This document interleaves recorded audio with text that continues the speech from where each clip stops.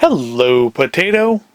This is Quarantine Log 15. Yes, I know I said 13 last time, but it was 14 last time, and that's why I put it in the little text on there to clarify my own stupid mistake.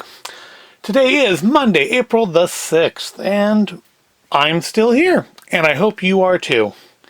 And I hope you're still healthy. And today we're going to go back into the Disney Toybox to look at some Star Wars droids. And to that end, I have the 2-pack of R2-D2 and 3CPO. 3CPO, 3CPO, 3CPO, 3CPO. Really, it just says it's 3CPO with R2-D2, but it costs more than a normal figure, so we're going to call it a 2-pack. And then Poe Dameron with BB-8, because there aren't a lot of droid figures. I'm kind of running low on these now.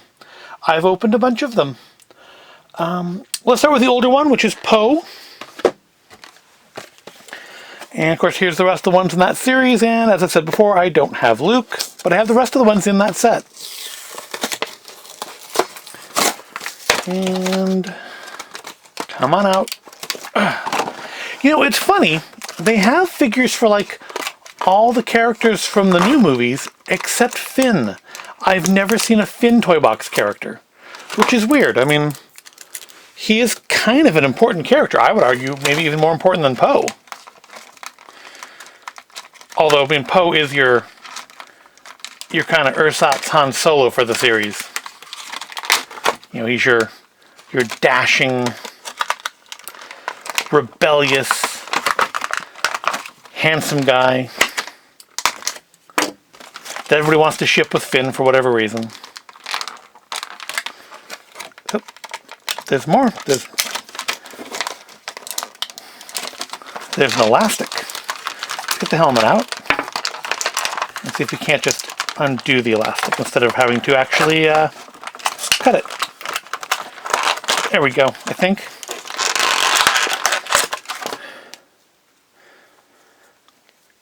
All right. So, if you remember back, Disney used to do... Oh, this is banded in too. Disney used to do some really nice Star Wars figures in die-cast metal. And I wish they hadn't discontinued that. I liked those figures.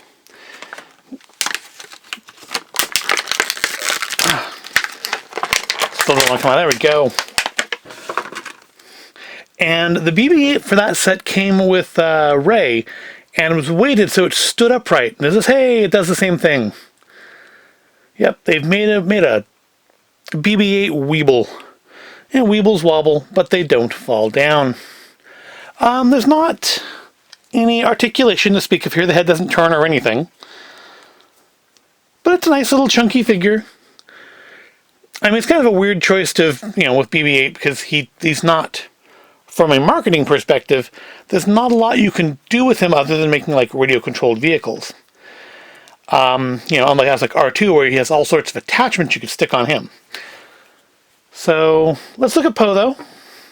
Poe's got his little straps hanging down here, so he can trip on them.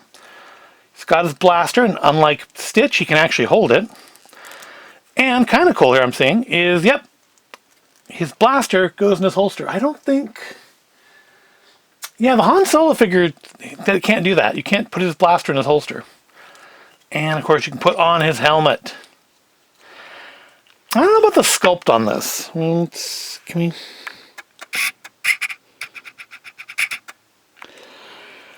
Does that look like him to me? To you? Does his head turn? It looks like it should. There we go. That's not a lot of articulation, is it? Kind of ratchety. But turn side to side, too. But I don't know. I don't know that that's a great likeness. I know that's... I guess the Harrison Ford isn't a superb likeness either. I'm looking at it. You can't see it. I can see it. But I just don't know that they've captured the actor, and maybe they weren't trying to. Maybe it's a likeness licensing issue. But still, nice figure. He's good. He's chunky. He's got some good articulation. I mean, you know, still very limited. That's like as far as his arm goes. And this one, yeah, about the same. Wrists pivot. Knees. Oh, it's got some hip flexor. I guess because they have like they could put them in some of the ships and stuff. They do have, no, they have TIE fighters. And I know they have a Kylo Ren ship, and I wonder if maybe the picture on the back of the newer boxes with Kylo Ren without the hood, or maybe the Kylo Ren that comes with the ship, because I don't think that one has a hood on.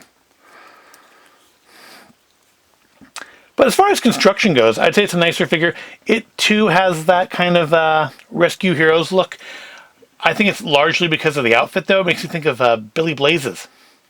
Makes me think of the Billy Blazes Rescue Hero. But it's a nice figure as far as these go. It's not as spindly as some. It's a little, you know, it's chunkier. Han Solo is a little spindly. Boba Fett's a little spindly. He's one of the chunkier ones, which again has the effect of kind of making it look a little bit like a rescue hero. But you know, let's get this back in focus, huh? Which is up to you whether or not that's an issue. They've announced some new ones. Yeah, see, I think that Kylo Ren, I think maybe is the one that comes with the ship. Because, yeah, the one I have has the hood that does not come off without... I mean, I suppose I could remove the head, but I don't think you're supposed to. Anyways, Poe was figure number 11. C-3PO was figure number 12.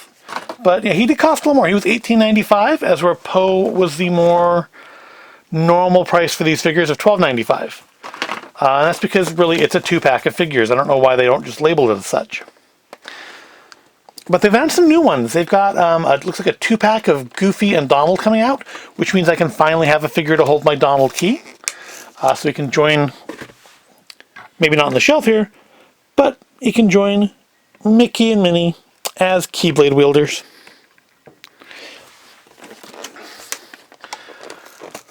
And also a Peter Pan and Captain Hook, not as a 2-pack. Which is kind of funny because, I mean, they, of course, were figures from the old... I think it was called Adventurers. I want to look it up one of these days. I keep talking about it, but I never look it up to see whether it actually was called Adventurers or not, or Adventures, or the ones that looked like Rescue Heroes. Because, yeah, I mean, again, these are clearly geared more towards, I think, boys than girls. And I wonder if that makes more of a shift into gearing more towards children than collectors. Because I really feel, thus far, a lot of these have been geared towards collectors. There's our R2-D2. It's got posable feet here. So you can have him in, like, some different kinds of poses. I mean, still, you know, he's limited. But you can have him, you know, in his rolling pose. This figure especially reminds me of those new, I think it's Mattel has them, or Hasbro. Those like Forces of Destiny figures, or whatever they're called. The ones that look like more cartoony Star Wars figures. This one in particular looks a lot like its counterpart from that series. But it's R2-D2. I mean, what all can you do to R2? The neck joint is very stiff, but it does turn. You can pose his head. And he's got little wheels on the bottom, so he actually does roll. I don't think he's going to roll in this too well, but you can hear him. I think you can hear him. The microphone on this is a lot better than I give it credit for. And C-3PO. I wish they would do some more of the R-Series droids in this set. Because they did some in the metal ones, right before they discontinued it. They released like a run of metal ones, of the droids. And I have a few of those. I don't know, maybe I'll do them in a video later. I haven't been opening those. I did open a lot of the metal figures. I know my Phasma was open, my Kylo was open, Rey and BB-8 were open. Alright, let's take a look at C-3PO here. And I mean, now this is a character that should have limited mobility, because the actor had limited mobility in the suit. Yep, the head turns, nods a little bit, not much. Oh, wow, the pistons here actually sort of work. I don't know if that actually didn't sound like that focused very much, but I don't know if you can tell or not, but look, this actually slides into the arm. I would say he may have a better range of mobility as an action figure than he had as a character. That's nice detail, though. I like that. I like that they thought to do that, because I kind of thought when I saw that, oh, that's not going to move at all. But no, that has some of the best range of movement, best rotation of any of the toy box figures I've had. That's actually kind of impressive. And same with the legs. Again, more mobility than the actor in the suit had. Yeah, it's nice. He does have maybe a slightly oversized head, kind of like the Darth Maul, but it doesn't have that overall dwarf aesthetic, I think, because everything else is in proportion to the torso. And I think the kind of larger heads is a little bit of the style on these figures anyways. He doesn't look quite so rescue hero-y because he hasn't got the big broad shoulders. But he's actually quite a nice figure from this. This may be one of my favorite figures from the series. Oh, look, he not just twists, but he actually has pivot there. They've taken the character in the movies with the least mobility and made the figure with probably the most mobility of anything in this series so far that I've opened, which is amazing. But I like him. I like both the two a lot. I knew I was going to like these two, but I really do. Poe's also a nice figure. He's a little bit of a stretch to put in this, but he has BB-8, and I want to keep some sort of thematic to this. Last time it was Darkseid. This time it's Droids. I'm thinking next time I do one of these, I don't know if that'll be tomorrow or not, but next time will be Lightside probably. I don't have Luke, but I have a couple figures we can do for that. But that'll wrap it up for today. Just another little something out there to give you something to watch if you've run out of watching literally everything else on YouTube. So remember to wash your hands thoroughly, cough into your elbow, practice your safe social distancing, stay healthy, and I will see you in the next video.